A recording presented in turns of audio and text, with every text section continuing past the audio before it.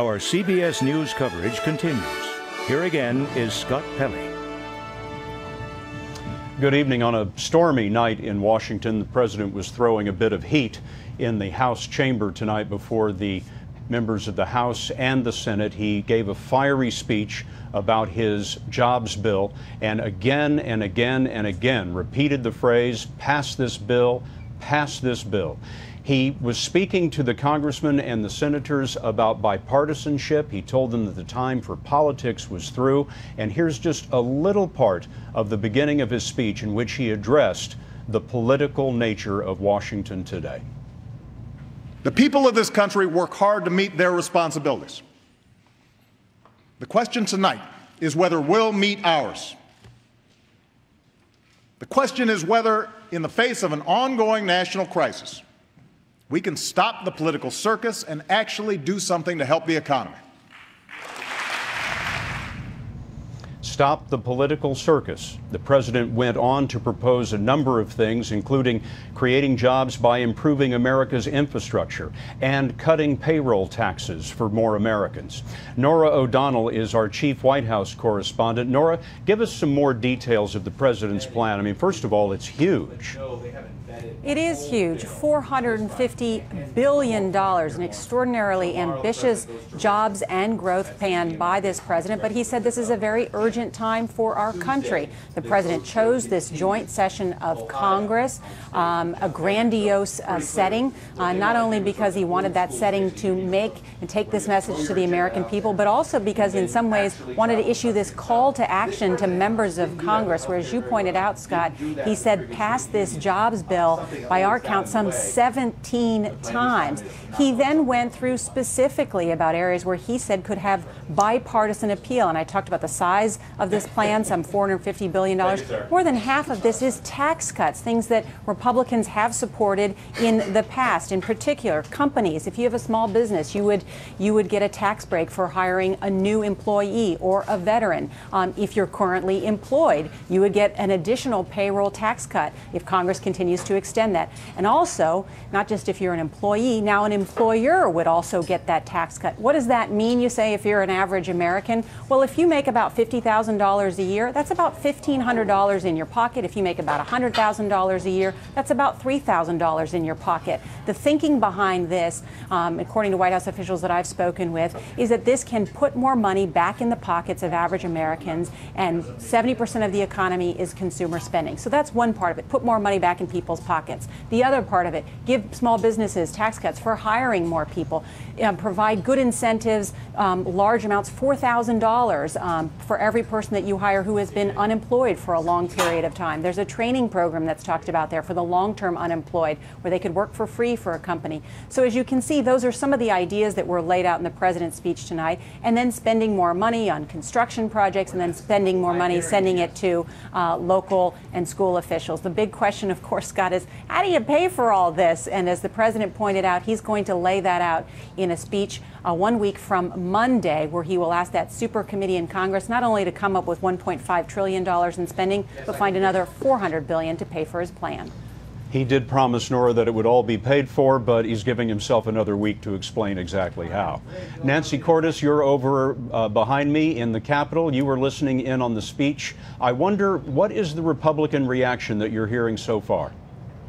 Well, we're hearing a lot of reaction, Scott, and it basically falls into two categories. You've got one category, primarily Republican senators, who are saying that this is just a rehash of tired old failed ideas, a second stimulus, if you will, and that they don't think it should go anywhere. But then we're hearing from House leaders in particular. You interviewed one of them, House Majority Leader Eric Cantor, who are saying that they are ready and willing to work with the president on this. And we had a rather incredible statement from House Speaker John Boehner saying that the president's ideas merit consideration, and we're going to work with him on this. When is the last time that you've heard that kind of tone being struck between the president and someone like Eric Cantor, who haven't been able to agree on anything lately? And I think what you're seeing is that Republicans can take a look at the poll numbers that you've been talking about the last couple of days, just like the president can. They see that he's not very popular, they're even less popular, and they don't want to go into an election 14 months from now with a reputation that they stood in the way of job creation. They aren't going to embrace his plan wholeheartedly. They don't like everything about the plan, but they are saying right now that they are willing to work with him on some major parts of it. Thank you, Nancy. One of the representatives sitting in the room was Maxine Waters, Democrat of California. And Representative Waters, I have to say, you've been hard on the president lately. You've been very concerned about unemployment in the African American community, which of course is very high. And you've been taking it to the president. I wonder, did he say anything tonight that makes you feel better? Yes, he certainly did. As you have mentioned, it was a big plan. I would have had even bigger plan, but it was a big plan. And it included some of the ideas that we've been pushing, the infrastructure repair. We think that does a lot of job creation. Employing our first responders and our teachers, we think that's very important, and we like that. I worry a little bit about what he's going to do with Medicare and whether or not he's going to cut Medicaid in order to help pay for this. But of course, the devil is always in the details. But I think he got it right. And I'm also told that he embraced targeting in a follow-up document. I have been talking about the dreadful unemployment in the African American community. It is just intolerable. We went out to 5 cities during the break. And what did we see when we created these job fairs, that is the Black Caucus? Thousands upon thousands of people came to try and get jobs. In Los Angeles alone, we had over 10,000 people. We put a face on it, and we challenged the president to target where the need is greatest, whether it's rural or whether it's urban. And we understand that is precisely what he's going to do. So I'm very pleased. We're headed in a good direction. I'm looking forward to, again, all of the details, and I'm hopeful that not only did the president extend another hand to the opposite side of the aisle, that they truly will embrace this opportunity and will try and work with us and the president to get something done. I think the message is clear from the American public. They want jobs, and I don't think the Republicans can deny that. And certainly the Democrats are pushing for jobs for all Americans. Representative Waters, we did some research at the CBS Evening News this last week into unemployment for African Americans, and we found that the percentage of African Americans who are unemployed or who are forced to work part-time because they can't find a full-time job is nearly 25%. It's an astounding number. I wonder what you think the chances of bipartisan support for this bill are. Is this going to mark a new era of harmony on Capitol Hill? Does this thing have a chance? Well, I certainly hope so. That 25% that you just identified is what was breaking my heart and causing me so much concern. And I wanted the president to say something about that, just as he mentioned the veterans. I wanted him to say something about the intolerable rate of unemployment in the African American community. He didn't quite get there, but he talked about long-term unemployed. He talked about disadvantaged youth, and I understand there's a follow-up document that talks more specifically about that and targets to the communities most in need. Yes, I do think there's a chance for this. Some Republicans have come up to me since we've returned just today and said that they saw the people standing in line in Atlanta and in Los Angeles and Detroit and Cleveland, Ohio, where we went. And they really did sympathize with that. They said they did not know, they did not understand that it was that bad. So that gave me a lot of hope. And I do think that we have a chance to do something substantive and to get at this terrible unemployment in this country and target where the need is most needed. Representative Maxine Waters, Democrat of California, thank you very much for being with us. You're certainly welcome, and thank you. Thank you. We also have our political analyst, John Dickerson, on the line. John, I wonder what you heard in the speech. I wonder what you think the political stakes are for the president going forward now.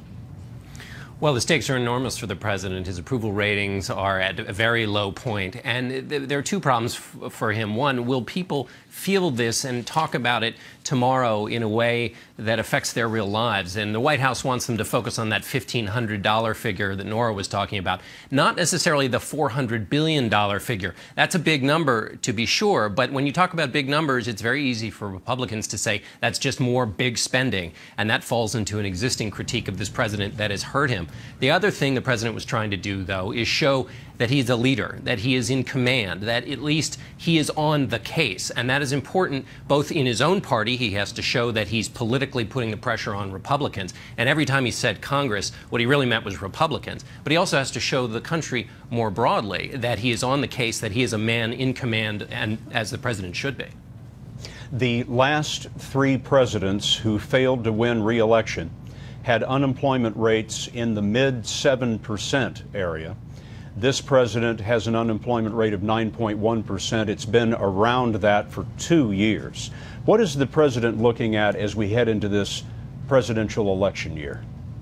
Those are disastrous numbers, and what he's looking at essentially is that the economists will tell you, and after hearing the details of this plan, the economy is not going to change in such a fundamental way before the election that he's going to get a big updraft of enthusiasm from the country thanking him for a return. What he has to hope for is that he can make a strong case that brings his base home, and that he gets lucky with a Republican opponent. You talk to Democratic strategists, they really hope Rick Perry, who has a kind of sharper message that might not play so well in a general election, they're hoping for a Perry candidacy, that the president can finally have an opponent he can fight instead of fighting his own record.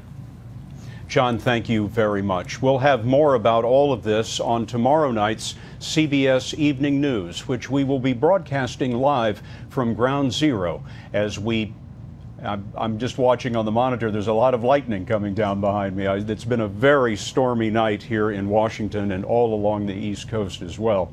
But as I was saying, we will be broadcasting the CBS Evening News live from Ground Zero tomorrow, and we have a number of remarkable stories looking back on America 10 years after the attacks. Until then, I'm Scott Pelley, CBS News in Washington.